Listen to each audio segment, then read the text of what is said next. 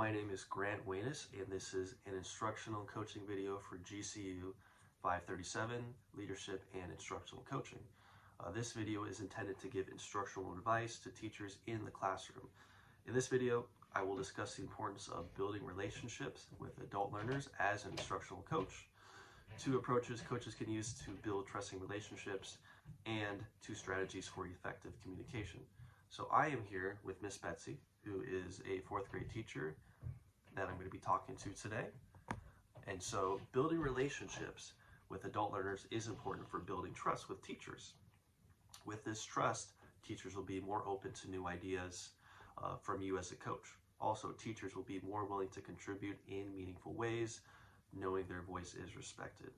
The more involved teachers are, the more rapport you can build with them. Making personal connections with teachers is a great way to develop trusting relationships. This conversation could be the following. So, hi Miss Betsy, how are you doing today? I'm good, thank you. How are you? I'm good. Thanks for asking. How's your week been so far? It's been pretty good. My sister just graduated from CSUN and we'll be having her ceremony on Saturday. Oh wow. So I did go to CSUN, if you didn't know that. Oh, yeah. And so as an alumni, I wish her the very best. Thank you. I'll let her know. You're welcome. So finding personal connections just like this one can help build trust with other teachers. Another approach for building trusting relationships is respecting start and end times. Teachers have very busy schedules, and so it is very important to start on time and ask teachers if they need to wrap things up during a conversation at any point.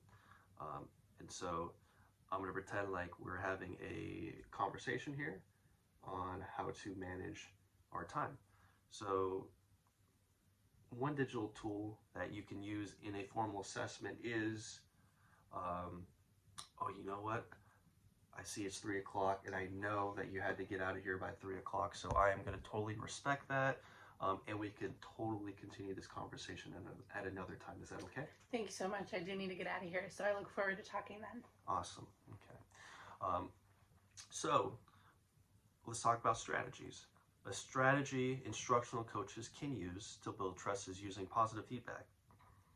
Focusing on the positives will help build confidence in teachers to continue to implement new strategies in the classroom. The following would be an example of an interaction using positive feedback. So how do you think your lesson went? I think it went well. I felt my instruction was developmentally appropriate and students seemed very engaged with the group project that I had them do. Okay, yeah, I would agree. I enjoyed observing your lesson about the Revolutionary War. You started with a think, pair, share to reflect on your previous lessons, and it really showed on how students have learned in your classroom. Students seemed really engaged during the group activity, and you carefully observed students by providing corrective feedback in an appropriate way. I would say, great lesson. Thank you. I wanted to know if we can maybe schedule our next observation. Absolutely. I'll keep in touch with you via email, and I will actually send you notes from our observation today if you have any comments or questions. Thank you. Okay. So this is an example of a positive interaction that can help build trust by boosting a teacher like Miss Betsy's confidence in their abilities as a teacher and serve as motivation. And of course, this could be done via email, written notes, or a face-to-face conversation like we just had here. Another strategy is sharing your personal experiences with your mentee. So here is an example conversation we can have.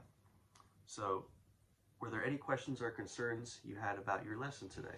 Yes, I had a group of students who weren't paying attention no matter what I did. You know what?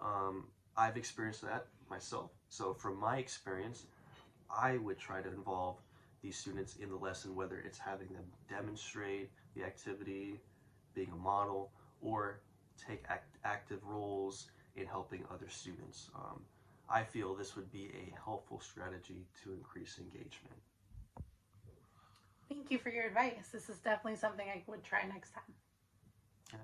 So we want to thank you for watching this video, and hopefully you can take away approaches and strategies on how to build effective relationships with adult learners.